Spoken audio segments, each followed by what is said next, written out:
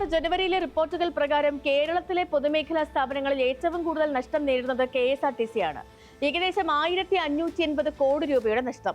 ഉയർന്ന ഇന്ധന ചെലവ്, ജീവനക്കാരുടെ ശമ്പളം, പെൻഷൻ വിതരണം എന്നിവയാണ് പ്രധാനപ്പെട്ട ബാധ്യതകൾ. സംസ്ഥാനത്ത് 4500 ബസ്സുകളിലായി 14.78 ലക്ഷം കിലോമീറ്ററാണ് ഒരു ദിവസം KSRTC സർവീസ് നടത്തുന്നത്. ഇതിൽ 2047 ബസ്സുകൾ 15 വർഷം കഴിഞ്ഞതിനാൽ പൊളിക്കേണ്ടവയാണ്. ശരാശരി 20 ലക്ഷം യാത്രക്കാരാണ് സർവീസുകളെ ആശ്രയിക്കുന്നത്.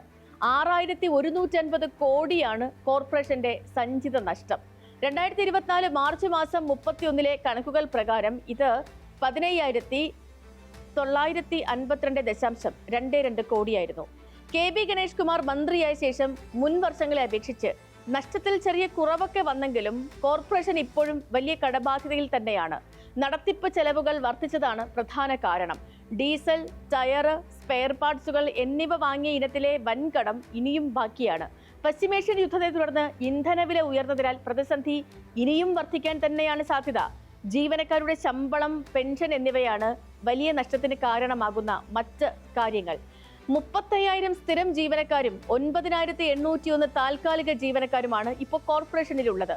വാഹനങ്ങൾ ഓടിക്കിട്ടുന്ന വരുമാനത്തിൽ നിന്നാണ് ശമ്പളത്തിനും പെൻഷനുമായി പ്രതിമാസം 165 കോടി രൂപ കണ്ടെത്തേണ്ടി വരുന്നത്. പദ്ധതി നടപ്പാക്കുമ്പോൾ KSRTCയുടെ നിലവിലെ സാമ്പത്തിക പ്രതിസന്ധിയും വരുമാന ഘടനയും ഒരുപോലെ പരിഗണിക്കേണ്ട സാഹചര്യമാണുള്ളത്. അതുകൊണ്ട് തന്നെ കോർപ്പറേഷനെ അധിക ബാധ്യതയിലേക്ക് തള്ളിവിടാത്ത പ്രായോഗിക മാതൃകകളാണ് ഇപ്പോൾ പ്രധാന ചർച്ചയാകുന്നത്. ബാധ്യത കുറയ്ക്കാൻ സർക്കാർ ഡയറക്റ്റ് ബെനഫിറ്റ് ട്രാൻസ്ഫർ വഴി യാത്രക്കാർക്ക് നേരിട്ട് ആനുകൂല്യം നൽകുന്ന രീതിയെക്കുറിച്ച് ആലോചിക്കേണ്ടതുണ്ട് എന്ന അഭിപ്രായം വിദഗ്ധർ പങ്കുവയ്ക്കുന്നുണ്ട്. പ്രവർത്തന ചെലവ് കുറഞ്ഞ ഇലക്ട്രിക് ബസ്സുകൾ കൂടുതൽ ഉപയോഗിക്കുന്നത് ബാധ്യത കുറയ്ക്കാൻ സഹായിക്കും. ഏതായാലും പദ്ധതി KSRTCക്ക് ബാധ്യതയാകുമോ എന്നത് സർക്കാർ എങ്ങനെ ഈ പദ്ധതിയെ നടപ്പാക്കുന്നു എന്നതിനെ ആശ്രയിച്ചിരിക്കും. ഭാവിയിൽ ഏത് റൂട്ടുകളിലാണ് കൂടുതൽ സർവീസുകൾ ആവശ്യമായത്, ഏത് സമയങ്ങളിലാണ് സ്ത്രീ യാത്രക്കാർ കൂടുതൽ ഉള്ളത് തുടങ്ങിയ കാര്യങ്ങളിൽ വ്യക്തമായ ഡേറ്റയും വിലയിരുത്തലുകളും ആവശ്യമാണ്. ഇതിനനുസരിച്ച് വ്യക്തമായ ആസൂത്രണവും വേണം.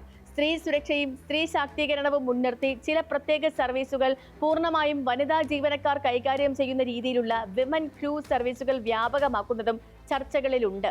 KSRTCക്കുള്ള നഷ്ടപരിഹാരവും സബ്സിഡിയും കൃത്യസമയത്ത് സർക്കാർ നൽകുകയും സ്വകാര്യ ബസ് ഉടമകളുടെ ആശങ്കകൾ പരിഹരിക്കുകയും ചെയ്താൽ പദ്ധതി വിജയകരമായി വന്നേക്കാം. അല്ലാത്ത പക്ഷം ഇത് സംസ്ഥാനത്തിന്റെ ഗതാഗത മേഖലയെ ഒന്നടങ്കം പ്രതിസന്ധിയിലേക്കും ആക്കിയേക്കും.